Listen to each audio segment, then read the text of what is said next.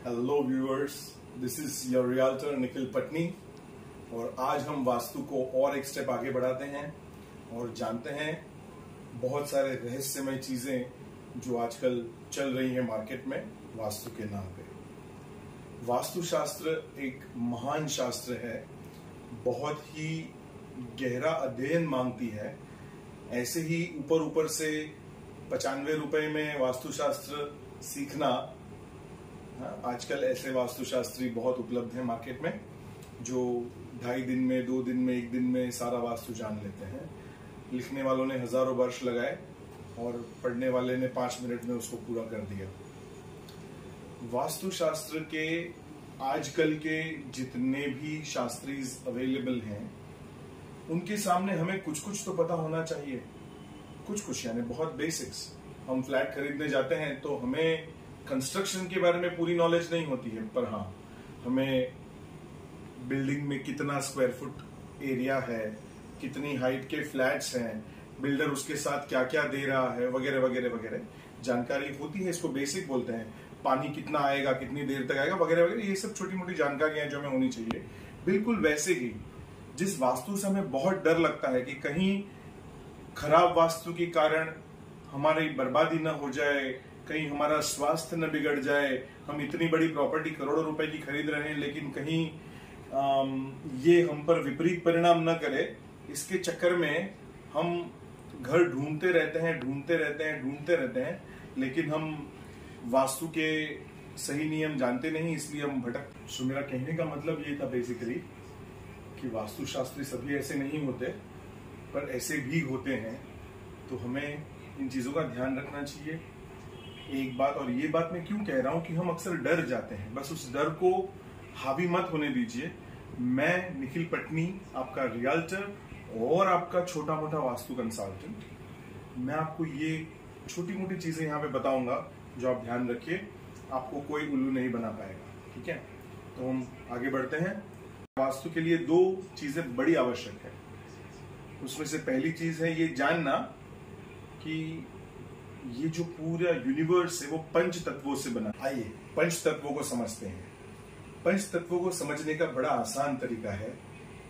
एक नाम है जिसको लेने से हमारा बेड़ा पार होता है, उसे कहते हैं भगवान।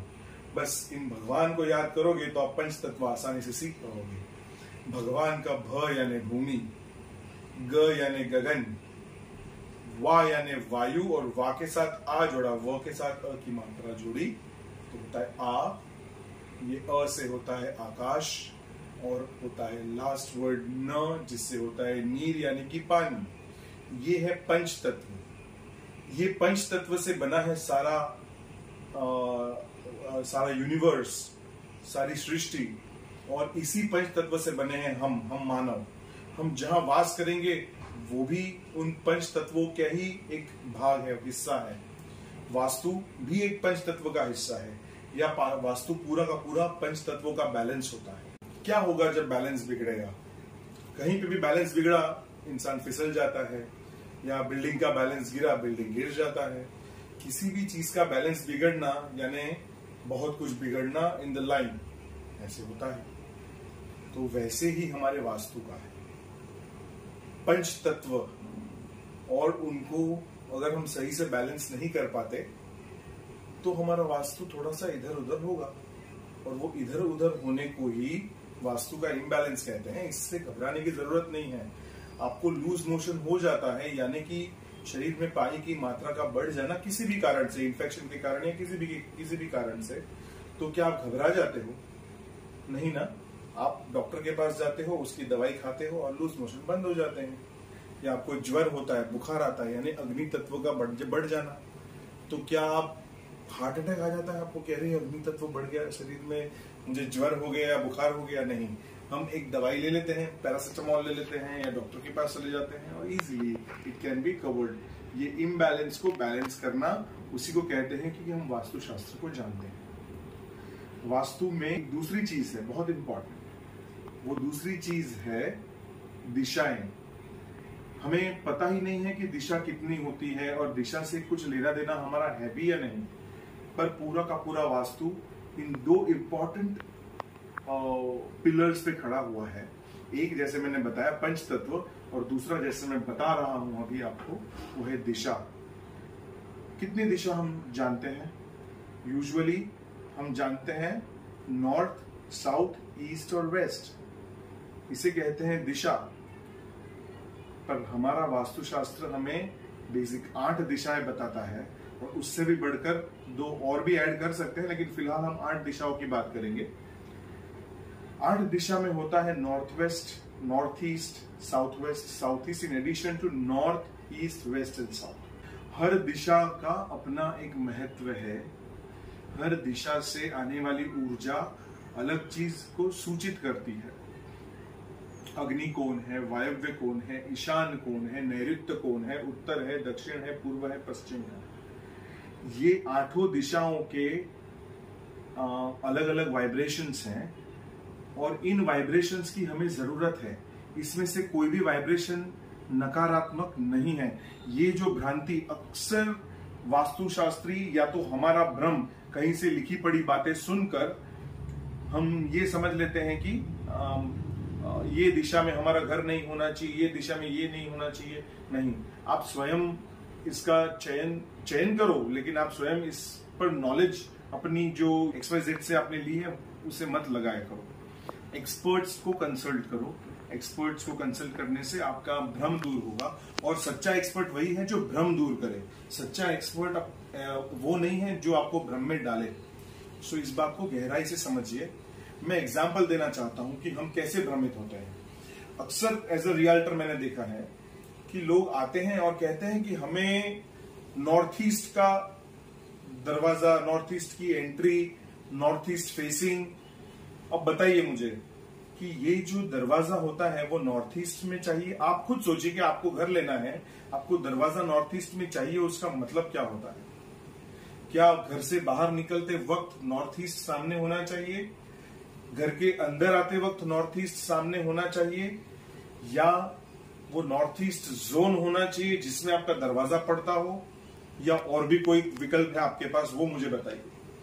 अक्सर लोग भ्रमित होते हैं, पता ही नहीं होता कि हम किस दिशा की तरफ जाएं। अब वास्तुशास्त्र इतना लिमिटेड और संकुचित विचारधाराओं को प्रमोट करने वाला नहीं है। वास्तु कहता है कि हर दिशा का महत्व है। हर दिशा का 8 की 8 दिशा का महत्व है। कोई भी दिशा अच्छी या बुरी नहीं होती। हर चीज अपने कर्मों के साथ जुड़ी हुई है, और बिकॉज अपने कर्मों के साथ जुड़ी हुई है तब हमें ये देखना है कि हमारे कर्म कैसे हैं, हमारा कामकाज क्या है। कर्म का मतलब यहां पर मैं समझाता हूं कि हमारा आलसी होना। हम जानते हैं कि हम कैसे हैं। हम बहुत एक्टिव हैं, हम बहुत आलसी हैं, हम बहुत गुस्सैल हैं, हम बहुत शांत हैं। हम लोगों को प्रभावित कर सकते हैं, हम लोगों को बिल्कुल प्रभावित या इन्फ्लुएंस नहीं कर सकते। तो हमारा स्वभाव हमें पता होना चाहिए। उसके बाद हम दिशा विदिशा की बात करेंगे। तो ये बेसिक जानकारी मैं आप लोगों के साथ शेयर करना चाहता था कि लोग कहां भ्रमित होते हैं। आप कहां भ्रमित होते हो? हमारा किचन साउथ ईस्ट में होना चाहिए, करेक्ट। अब साउथ ईस्ट में ना हो तो अगर आपकी पूरी की पूरी बिल्डिंग उसके प्लॉट के साउथ वेस्ट में पड़ी हुई है, आपका किचन नॉर्थ ईस्ट में, तब क्या होगा? तो क्या होगा? मैंने इससे पहले के वीडियो में बताया था कि आपको घबराने की बिल्कुल भी आवश्यकता नहीं है। बार बार कह रहा हूं कि आप कंसल्टेंट से सलाह मशवरा कीजिए। उससे होने वाले नुकसान के ऊपर आप डेफिनेटली डिस्कशन कर सकते हैं कि वो क्या नुकसान है, या क्या फायदा है, या कितना फायदा है। उसके बाद अपनी रेमेडीज के बारे में सोचा जाए, और उसके बाद वो रेमेडीज की जाए। हाँ, इन सब के बाद इस वीडियो को एंड करने से पहले मैं ये कहना चाहता हूं कि टेंशन बिल्कुल ना लें।